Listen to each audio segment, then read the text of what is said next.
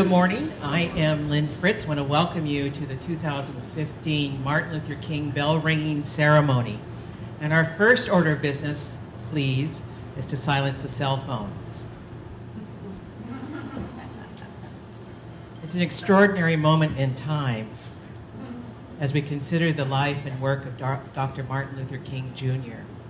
and to know that others are gathering across our nation, around the world, some in community gatherings, others in their private homes. But we honor this occasion by coming together as a community and to be able to contemplate the significance of his life and look some 50 years later at its impact, its growing impact. So let's think back to 1986. That was the first bell ringing and the first national observance of Dr. Martin Luther King's legacy.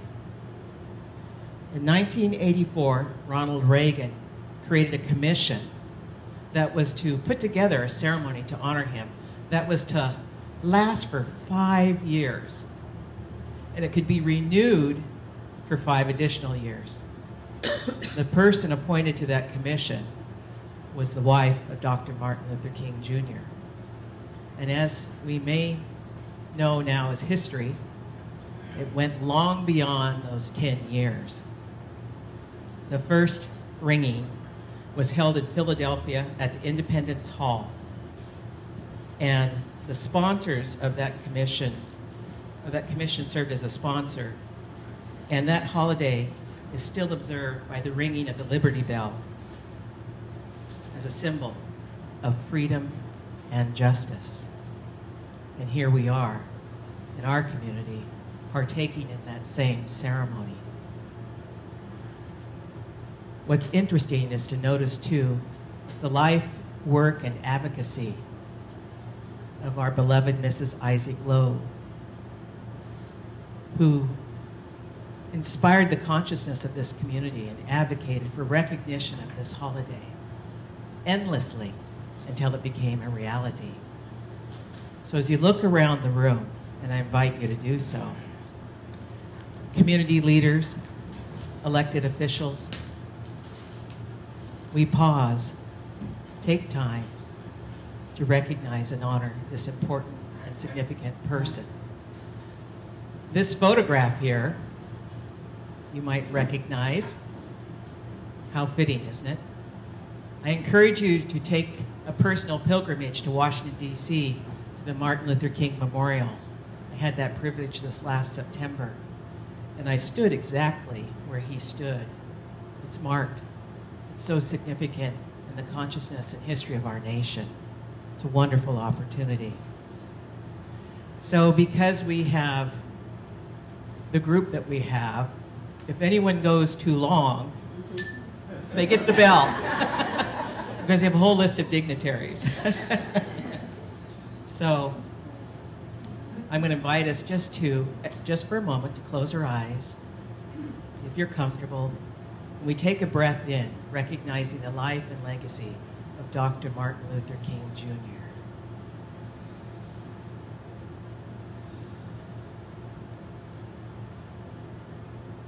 I invite you to open your eyes. And I'm going to welcome to the podium, honoring and recognizing the Shasta County Multicultural Advisory Board, who is presenting this event this morning, Doris Bond.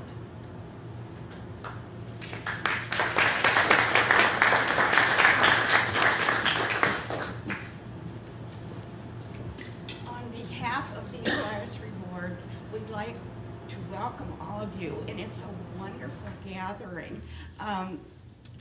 For a long time, I was involved at the center, and we did the Martin Luther King Day, and I was usually back at the center cooking, and I didn't get to come to this meeting.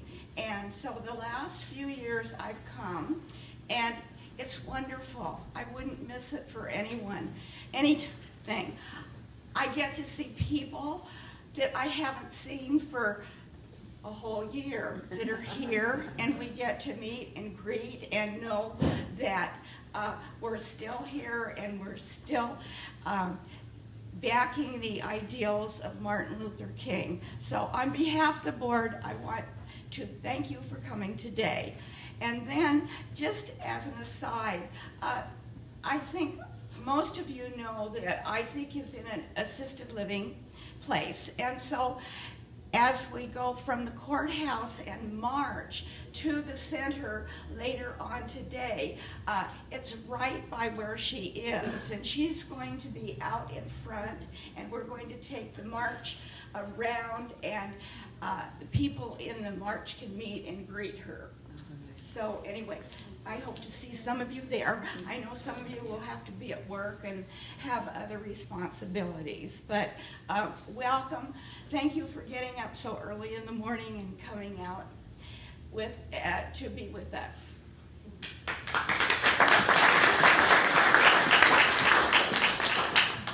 And we have Pam Hughes representing the Shasta County citizens advocating for respect.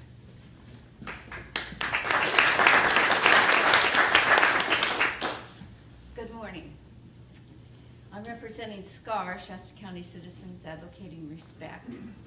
Our organization, like Martin Luther King Jr., whom we honor today, have broadened our focus from being against racism to advocating respect. In his last year, hoping to reshape our country into a beloved community, Dr. King spoke eloquently and early against the Vietnam War. He began organizing a Poor People's Campaign and was assassinated while supporting the sanitation workers' strike for better working conditions and a decent wage for an honest day's work. SCAR has changed our name from Shasta County Citizens Against Racism, chosen in response to a racial incident in Caldwell Park in 1988, to our current name, Advocating Respect, as we also address a wider variety of concerns in our community.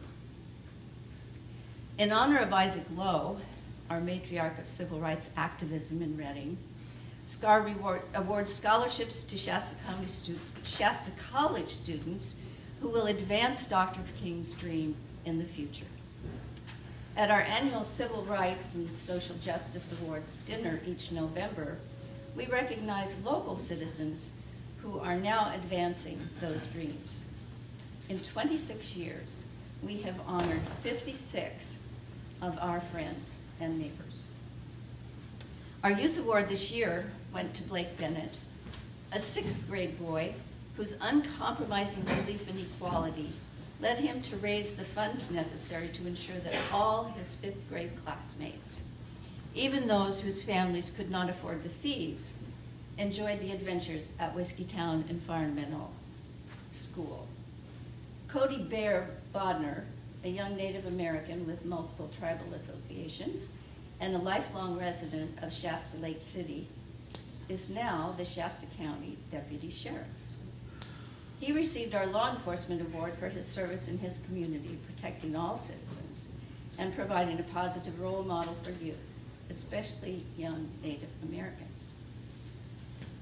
Ann Muir Corin, who's with us today, pastor at Pilgrim Church, was awarded the Civil Rights and Social Justice Award this year for her many activist efforts, especially her leadership in planning the Reading Homeless Day Resource Center to provide a place to be for our homeless citizens. These are some of our local heroes. May we all, at this bell ringing, celebrating the life of Martin Luther King Jr., dedicate ourselves to being Shasta County citizens, advocating respect, living his legacy, fulfilling his dreams, and creating the beloved community Dr. King envisioned. Thank you.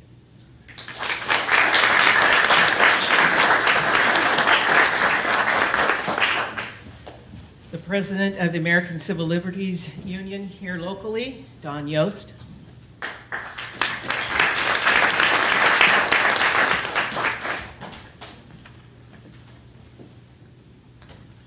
When I was a college student, I actually had the opportunity to see Dr. King in person, although it was in a huge auditorium. I wasn't face to face with him.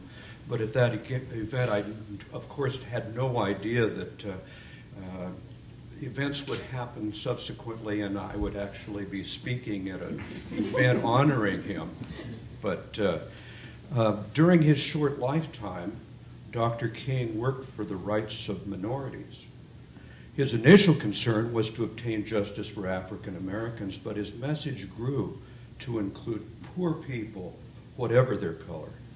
The American Civil Liberties Union has consistently worked to prevail for the rights of minorities, including poor Americans.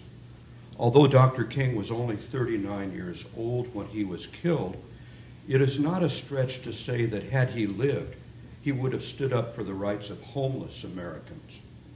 It is not clear where he would have stood for rights of gay, lesbian, bisexual, or transgender Americans, another concern which the ACLU has championed.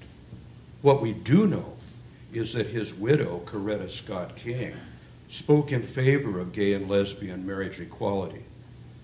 I want to read a quotation from Dr. King expressing what he felt was an important focus for our lives.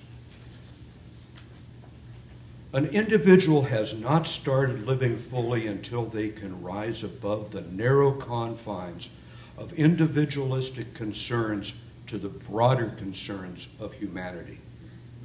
Every person must decide at some point whether they will walk in light of creative altruism or in the darkness of destructive selfishness.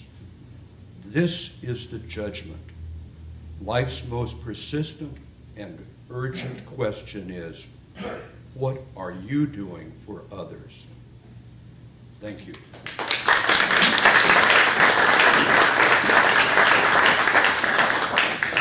As we welcome our governmental officials, I want to take special note that King's whole mission was to open the institutions, to allow equality within the system itself, not to destroy it, but to create equal opportunity.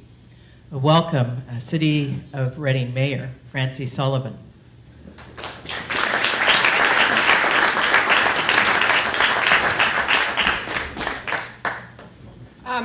First of all, it's an honor to be invited to this. I have been coming for a number of years, but to be invited as the mayor is especially meaningful. A book club I belong to just read a book called The Invention of Wings, which I'd never heard of, but is a fictional novel based on historical facts and real people. And it's about a woman named Sarah Kiski, whose family were very large slave owners, and one of the slaves that worked for them. And she went on to become one of the first women who was an abolitionist, and out of that, as the fight went on, and she went on the street, she was denied the right to speak. She and her sister were shunned by some Quakers they had lived with because of their outspokenness. And from that, the suffragettes were born. I'm not sure that's exactly historically correct, but it was a real lesson to me about how discrimination, the fight for against discrimination goes on from one issue to another.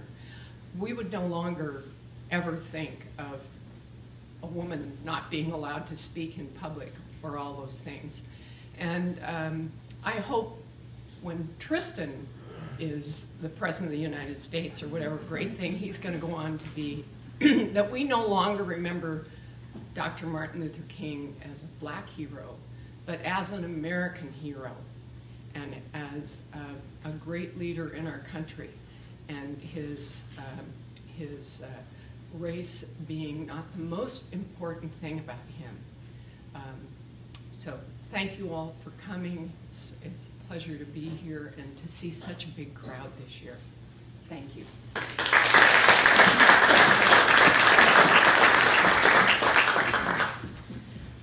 City of Reading Police Department, Reading PD, Chief Rob Paletti.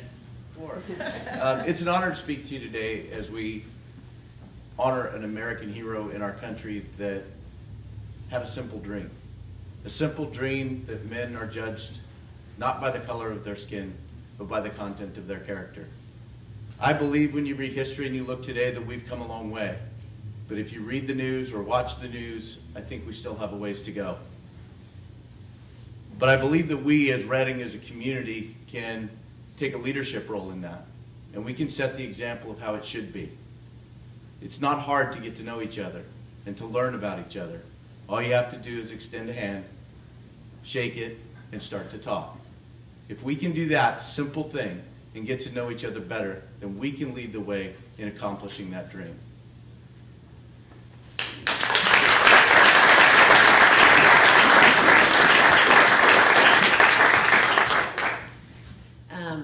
I'm honored to be invited.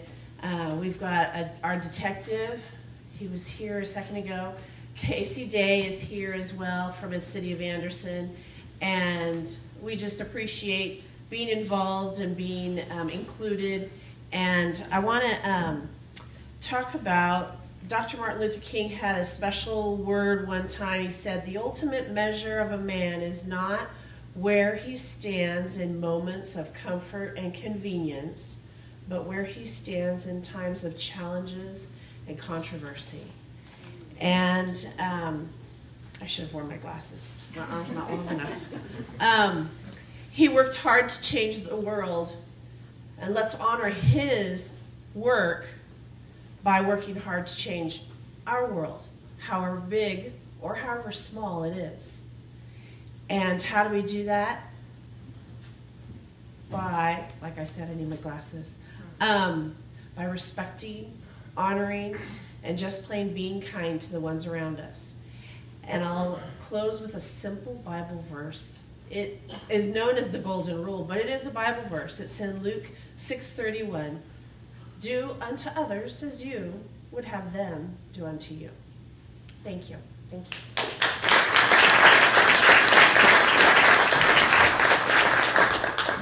A good standard to live by. A detective representing the Anderson Police Department, Casey Day. Good morning. I just want to say that I think it's such a privilege and an honor for the community to get together once a year like this so that we can celebrate the diligent work and sacrifice by Dr. King. The most significant thing that comes to my mind this morning is how pivotal his work was in shaping the values that we should try to be living by every day. I've lived in Shasta County most of my life, with the exception of an enlistment in the U.S. Marine Corps.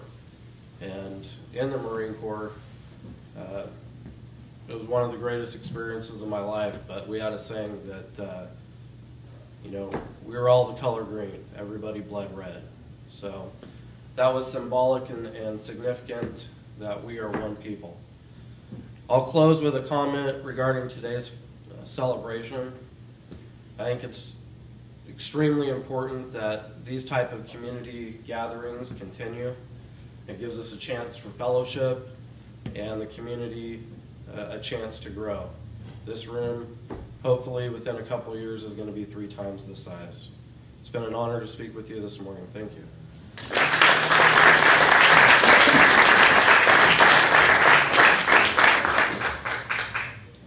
Supervisor Bill Chappelle, Shasta County Board of Supervisors for District 4. There he is.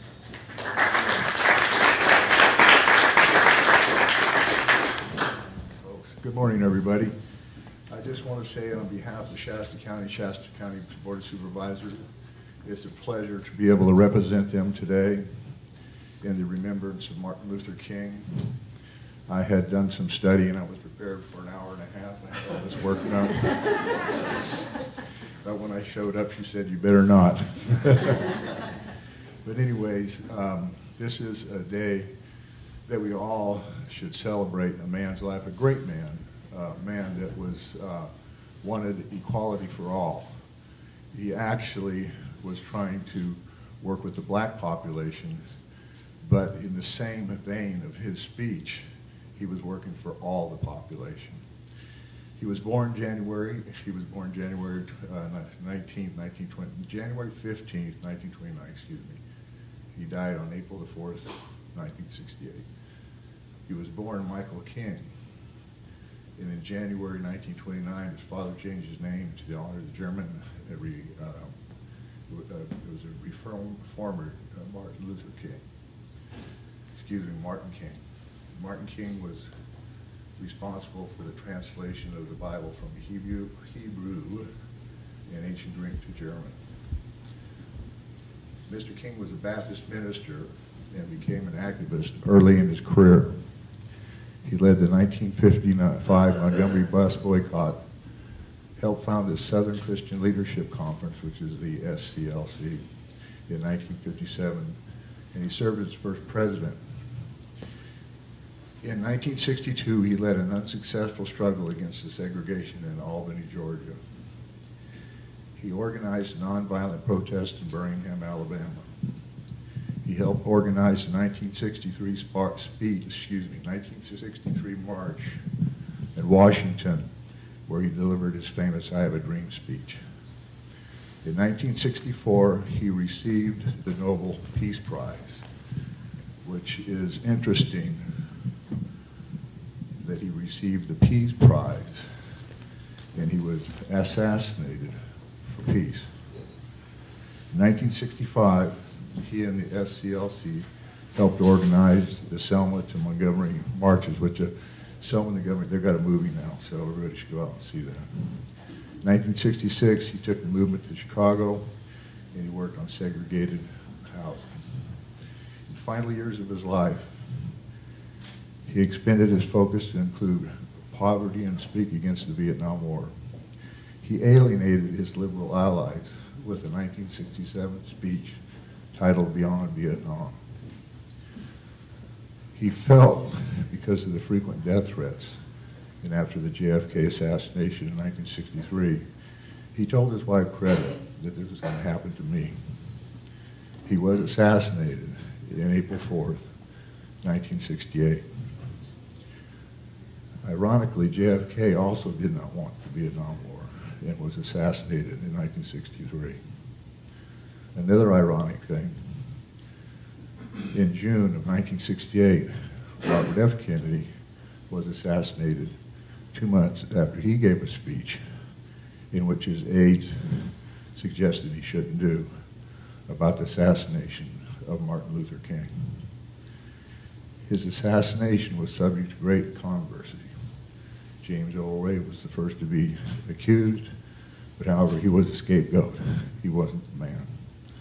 A later court found out that the Memphis police and the federal agencies were a party to it. Martin Luther King was chief spokesman for nonviolent activism and in the civil rights movement. He was a great man. He was a great man. There's no doubt about it. And he also had a great vision, not only for his race, but all of America, and it cost him his life. If he would have lived, he would have become a great leader, not only in the black community, but with all people for equity, equality, excuse me. Thank you very much.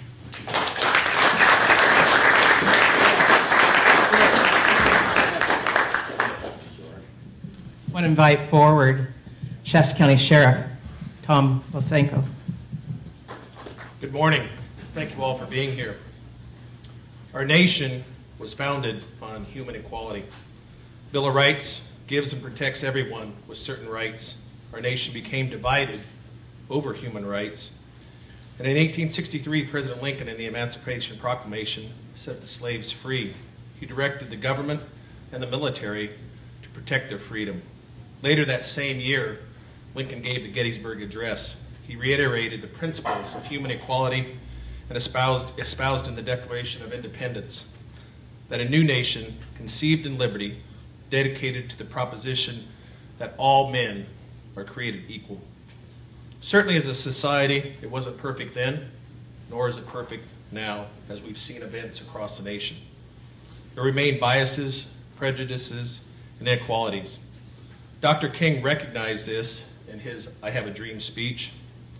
While free, there remains inequalities. He said that we cannot wallow in despair. We cannot turn back. We must move forward towards his dream of freedom and equality for all. And at some point, everyone come together, join hands, and sing to be free at last. We haven't arrived there yet, but we've made significant progress and improvements. We cannot give up and wallow and complain. We must move forward, work together in fulfilling his dream. Thank you.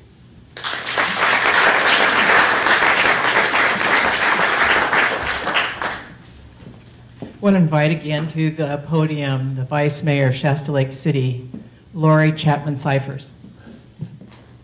What a wonderful crowd here today. I want to first thank you all for getting up early and making this journey out. It's such a wonderful event. I've come in many years past, and this is quite a wonderful showing. I really appreciate that. So does our community. I have a proclamation from our mayor, Greg Watkins, a proclamation of the mayor of the city of Shasta Lake recognizing January 19th, 2015 as Martin Luther King Jr. Day. Whereas on January 15th, 1929, Martin Luther King Jr. was born, and whereas Martin Luther King dedicated his life to ending the injustice of racism and a vision of a land guided by love instead of hatred, and by acceptance instead of intolerance. And whereas throughout his brief life, Martin Luther King Jr. led a valiant struggle for true equality, often confronted with powerful opposition, and ultimately losing his life for the cause of freedom. And whereas Martin Luther King Jr. Day is a federally acclaimed holiday to be observed on January 19th, 2015. Now therefore be it proclaimed by the mayor on behalf of the City Council of the City of Shasta Lake that this day, January 19th, be a day to remember and celebrate the life of Martin Luther King Jr. We're honored to be a part of this. The City of Shasta Lake is grateful, and we're thankful that you're all here and we're all partners. Have a wonderful day.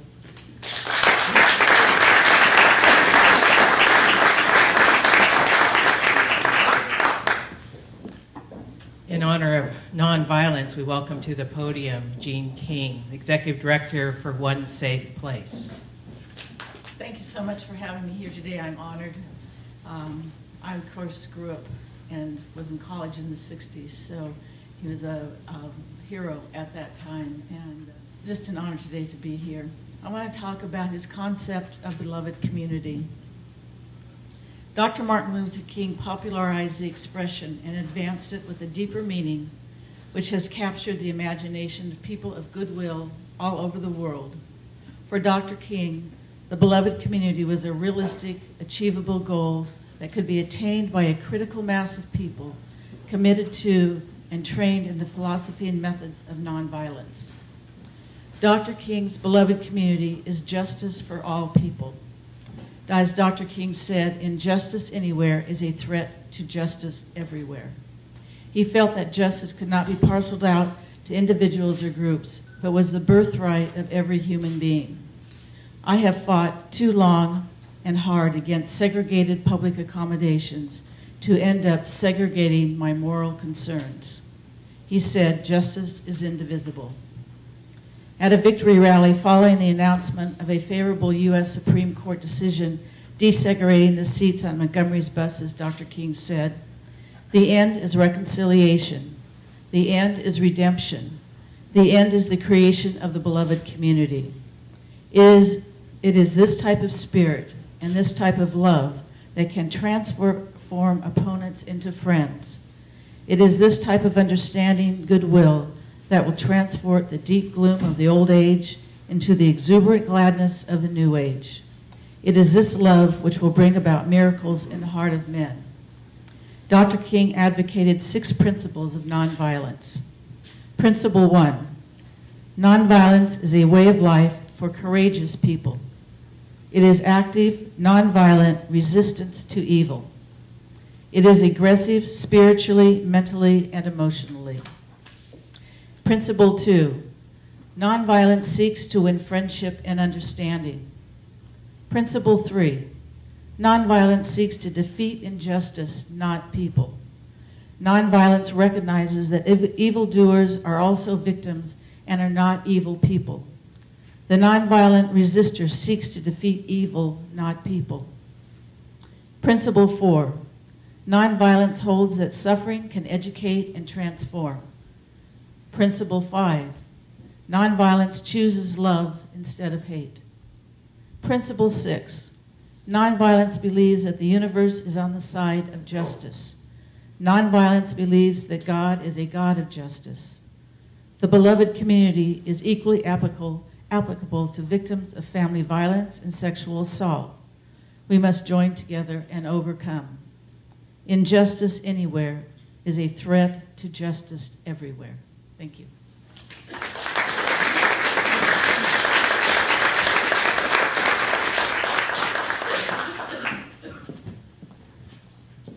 Education plays a major role in the development of a beloved community. Recognize and invite to the podium Joe Weiss, Shasta College, President Superintendent. I think it's altogether fitting on this day, 86 years after the birth of Martin Luther King Jr., that we're gathered together to honor the memory and the man and the ideals he represents, which I see as peace, justice, and freedom. You mentioned at the beginning the new memorial that opened in 2011 in Washington, D.C., and I was privileged to be able to take my family there about 18 months ago. And I learned that it's only one of 4 memorials on the mall in Washington that's not dedicated to a president, and the first to an African American. And one of the 14 quotes from Martin Luther King Jr. on the memorial is as follows: "Make a career of humanity. Commit yourself to the noble struggle for equal rights. You will make a greater person of yourself, a greater nation of your country, and a finer world to live in." So I ask that we all recommit ourselves to this noble struggle for equal rights. Thank you.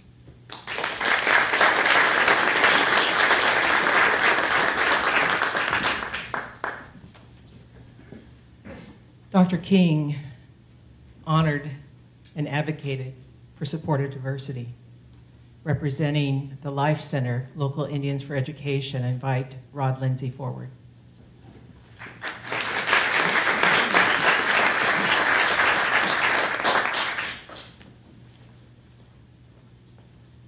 Juxus, in my Tuolumne Miwok language, that's welcome and thank you. And also the Cherokee people, Oseo, the Wintu people, Hestum, the Alaska people, Aqua, welcome you to this umacha, this house. In Wintu language, they say Pelayan Boots, which means our house, our place, where we come together and we gather and we talk. So many cool words were said through expression this morning, and I appreciate that. I want to thank Lynn for her captaining this particular day, this event, to start it off for the Martin Luther King Celebration Day. As someone said, we're come together to celebrate this day. We do, but we should be celebrating Dr. King every day. In my community where I come from, I work specifically, but being specific also, encourages outside the realms of being very specific to our Native American community. I work with our youth. Today, I'm very honored. We have a couple of young people here in our gathering today, and I want to thank them for being here. My grandson, Isaac, Wintu and Miwok and Paiute, Hispanic young man, 11 years old. This is his 6th year in this event, and I appreciate him coming this morning. Today should be a day that we should actually still be in school learning more about Dr. King and celebrating in that sense. But we as messenger people today have heard many things by many people in different ways, coming from different parts of our community to say the same thing. We honor and celebrate this day. And we appreciate this man, Dr. King, who says, I have a dream. So let me go back to the word specific.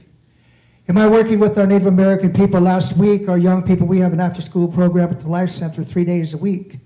One of those days we talked about this day. We talked about Dr. King. We talked about coming on this march and what we were going to do. So later on at the courthouse, we'll have some more of our young people. They'll march to the MLK Center. And we're also going to do a drumming song in honor of Dr. King. Dr. King's here. Isaac Lowe's here. I appreciated this opportunity to be able to speak today in reference to continue the collaboration. It doesn't stop this morning when we leave here. Think about the words that you said. Think about the proclamation that was read from the city. Think about the mayors and the police departments and the sheriff's departments that said, we're going to beat this thing. Every day we have to deal with what Dr. King has given us the message to. Injustices. Over these last few months, we've had a lot of turbulence in this country. And even today, as we speak, this early in the morning, someplace in this world, something is going on that Dr. King was talking about that he wanted to change. I love the term beloved community in our hearts. If we think about equality, and what does beloved community mean? Advocating respect, honoring our elders, appreciating our youth, working for organizations that want to do something and achieve something in our lives, and for our young people to establish something good for our youth. That's the generation coming. When people talk about we need to help the next generation is my son, my daughters. Their next generation is their sons and their daughters. When we speak about generations, today my family has 5 generations living today. I'm so happy. And I'm proud to be here to listen to each and every one of you speak about this great man. He's given us all a dream. Let's take it, share it, send the message. Don't be afraid. That's right. Reach out, hug somebody, shake their hand, and thank them. Because it's going to take all of us to be able to supply the need and the courage and be good advocates for everybody. Oh.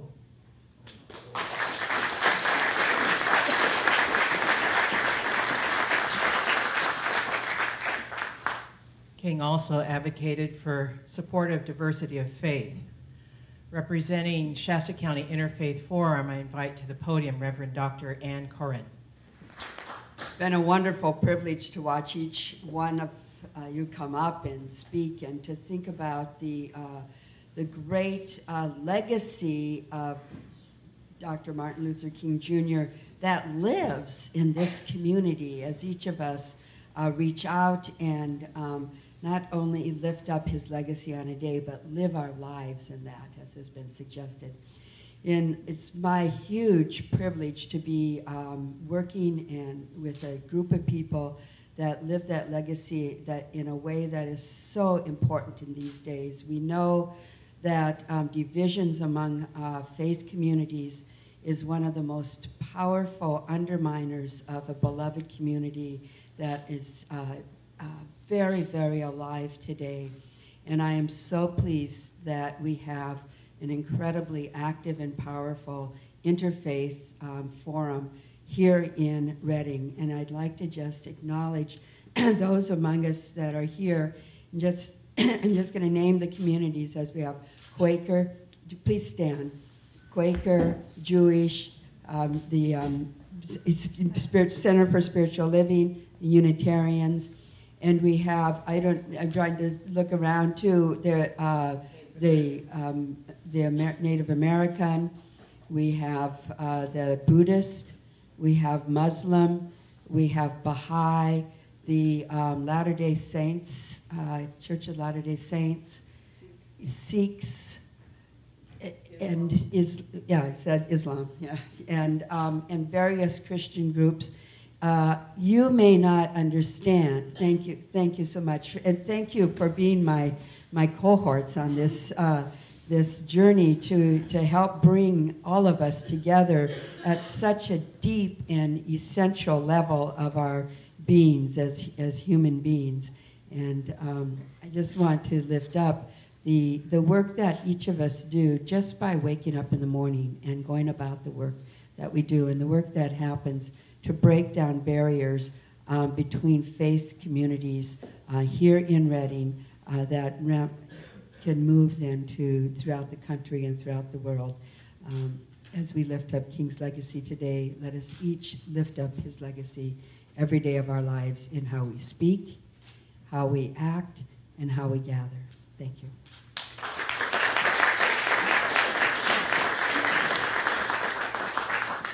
Tribal Government, Jason Hart, representing Reading Rancheria.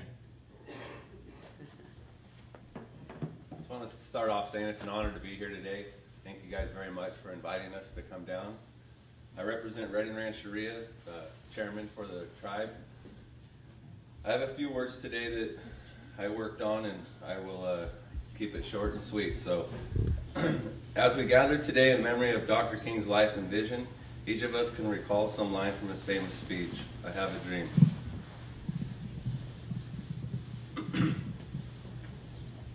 Dr. King gave the speech at the time when many could only dream.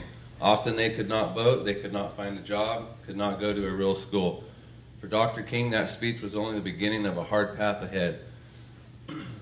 A path that led to police beatings for some, to jail for others, to injuries, and even death for some whose only offense was going to church, marching, or holding a sign. Dr. King gave his speech in the nation's capital in 1963, over 50 years ago. At that time, he gave hope to many who had lost hope, to blacks across the South, to others across the country who had only been denied justice and equal rights to schools and housing. To my mother and her family here in Reading, Dr. King's speech came only 2 years after the federal government had wrongfully terminated our reservation. The federal government in 1961 had told my family, "You are no longer Indians. The government will no longer keep the promises that were made to you." At a difficult time for my family, Dr. King's speech was a message of hope. And so Dr. King's dream became a dream for many millions across this country who had only been denied justice and equity, or equality. As we gather today to look back over the last 50 years since the dream speech, many of us can see a path that we or our parents have followed.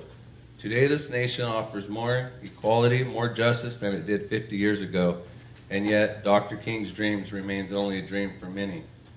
Dr. King's dreams was a vision for the future, not just for the 1960s, but for all time. When Dr. King spoke at the nation's capital, he spoke for not only black people, he spoke for people of all races. He spoke not only for voting rights, political justice, and I always get this word wrong, disintegrating schools. He also spoke for economic justice. So today, let's look forward to the next 50 years. Let's ask ourselves, what can we do to help fulfill Dr. King's dreams? What can we do together here in Reading to make a better world for those who all and only have dreams? Thank you guys for inviting us down, and a few words from Reading Rancheria Tribal Government.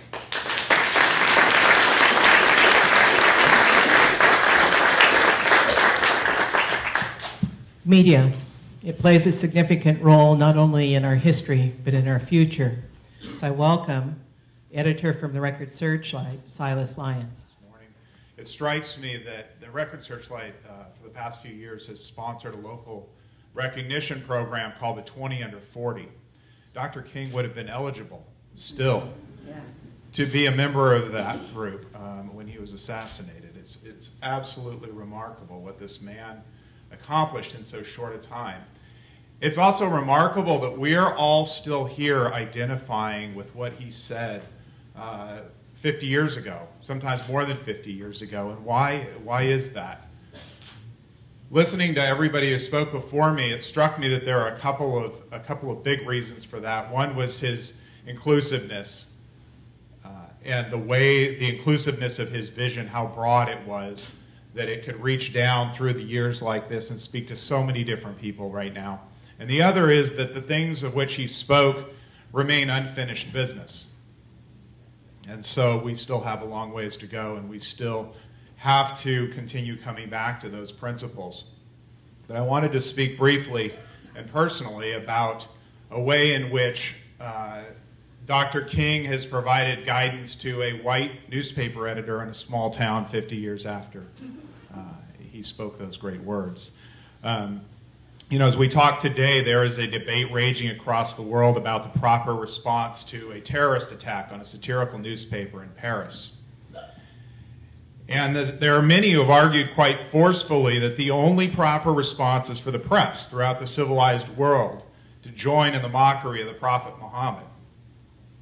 Even in small communities like ours, people like me have had to explain our position on this, and I've gone back to Dr. King to find guidance on issues like this and others. And what I see is that this is a question of answering extremism with extremism. The idea is that you cannot be strong in the face of a threat unless you take an eye for an eye. And what Dr. King taught is that extremists must not be battled on their own terms. The strongest leader can be the one with the moderate ideals. The way of peace need not be the way of pacification. That is a lasting legacy of the philosophy of nonviolence. A couple of years before the famous Dreams speech, Dr. King gave a speech at the commencement of Lincoln University. It was a speech in which he said the great words that we are caught in an inescapable web of mutuality. But he also said this: we realize that the end is pre-existent in the means. In the long run of history, destructive means cannot bring about constructive ends. I believe that's just as true today. Dr. King, as we've heard several people talk about this morning, he and his fellow civil rights leaders, because he certainly didn't go it alone, defeated the extremists by capturing the middle. His great genius was the ability to redefine the battlefield so that all the soldiers were suddenly on his side. No longer was the African American fighting a lonely fight against the white establishment. All men and women who believed in America's great promise of liberty and justice for all were fighting together to bring it to its full potential. So that model to me isn't just morally superior. The stakes remain extremely high, and it's still the most practical path to victory. Thanks.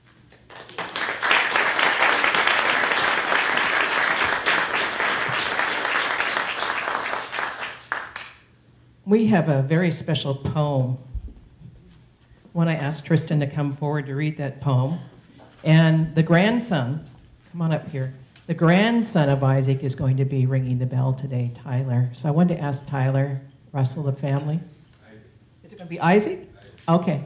Isaac, can you come forward too and hear the poem? And family, you can come with him. You're part of our legacy. We have just about 2 minutes here. Let's read your poem. Tristan, right? Freedom, freedom, let it ring, said Dr. King. Let us live in harmony, peace and love for you and me. Freedom, freedom, let it ring, said Dr. King. Thank you, Tristan. Thank you very much.